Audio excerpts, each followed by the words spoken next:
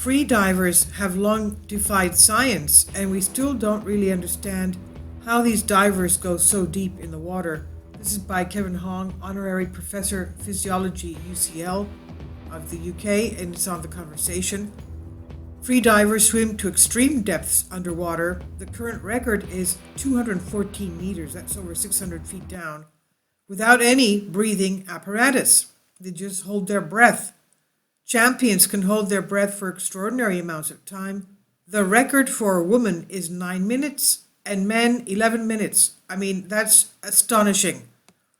He says, I'm a doctor with a special interest in extreme environments, so was intrigued when I asked to collaborate in an art project about free diving for the Wellcome Collection's new exhibition, Somewhere in Between. Scientists and those who practice free diving are in many ways utterly alien to one another.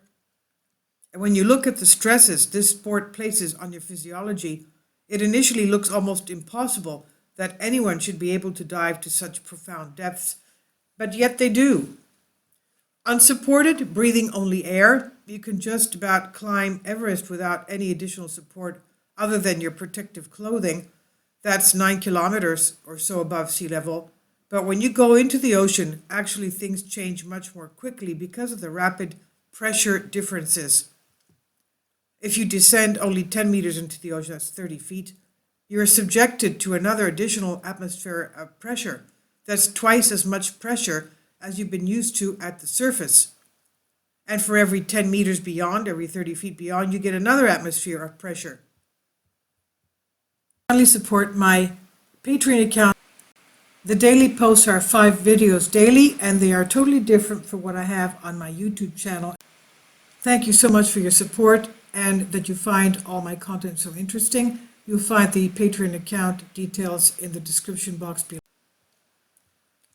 That starts to manipulate your body, your anatomy, your physiology in quite profound ways, which actually makes the endeavor of diving into the deep ocean uniquely difficult. Not only does it compress you and shrink the air-containing spaces in your body, but also it alters your physiology, alters the way the gases act within your bloodstream, and how they act on everything, including your nervous system. In the very early days of freediving, physiologists were pretty convinced that people could not go beyond 30 or 40 meters, that's about 90 to 120 feet. They'd drawn their graphs as scientists, and they'd work out what they saw. They worked out what they understood about the human body and the effects of pressure on it, and they said, well, look, your lungs are going to be crushed, and you're going to be spitting blood by the time you're 30 or 40 meters down, so there's no way that you can do this on breath-holding diving. It just cannot be done. But of course, free divers decided to do it anyway, and they swam well past those theoretical limits. How? Martina Amati, the free diver and artist involved in the project, tried to explain the mindset that goes with the extreme sport.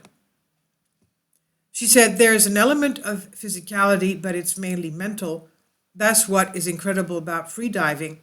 It's not about your physical ability, but about your mental skills and mental training, basically. You need to let go of everything that you know and everything that makes you feel good or bad. And so it's a very liberating process, but equally you need to stay completely aware of your body and where you are, entirely in the moment. At a depth of 10 meters, that's 30 feet, we need more oxygen in our bloodstream than at 100 meters because the pressure of the water all around makes the oxygen more potent.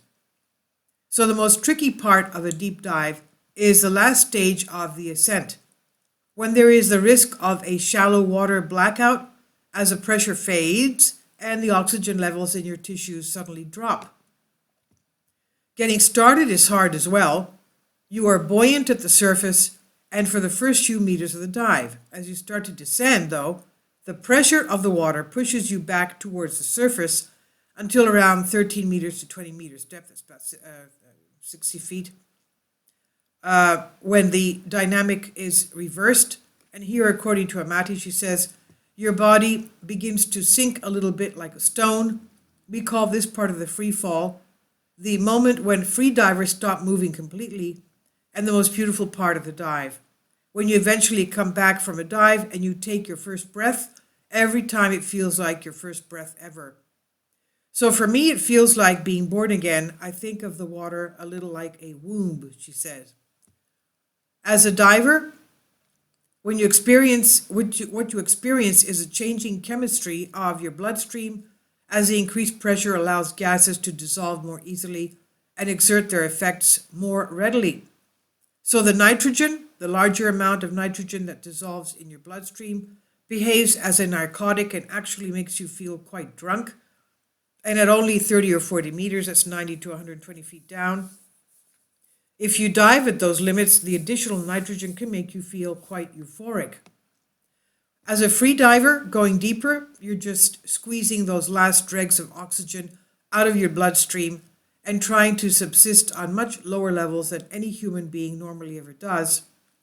And you go into this sort of strange balance between the pressures that exist at depths, temporarily helping you to support you, while your breath holding is threatening your life. It's really a very, very precarious balance, and it requires you to enact some very weird, very strange, and not at all that well understood physiological feats just to stay alive. The depth records for human freediving now are quite absurd, not tens but hundreds of meters down. People have rough models of how that is achieved. It's not a total mystery, but clearly there's more going on than we fully understand. What I found really fascinating working on the project was that the free divers and non-scientists that participated in free diving talk about this sort of quite holistic experience of being at one with the ocean and this great feeling of well-being. To a physiologist, that's the euphoria of oxygen starvation and hypoxia, which is not great. But for the free divers themselves, this is part of the experience. It's impossible for them to disentangle that from the diving itself. There's a gray area between life and death in which there is a chance that things can happen. In medicine, we don't explore this boundary for fun, but people who are involved in endeavors like free diving do it as a pastime. And so the act of free diving, looking at by two different cultures, the free divers and the scientists, has very little real overlap. One looks on in fascinated horror, and the other sort of sees it as a way of life. For me, then, this was much more than just an art-science collaboration. There was a real reason to bring those two spheres together here. Each can learn an awful lot from the other. So this is on the conversation, Creative Commons. Please leave your comments. Thank you for your support.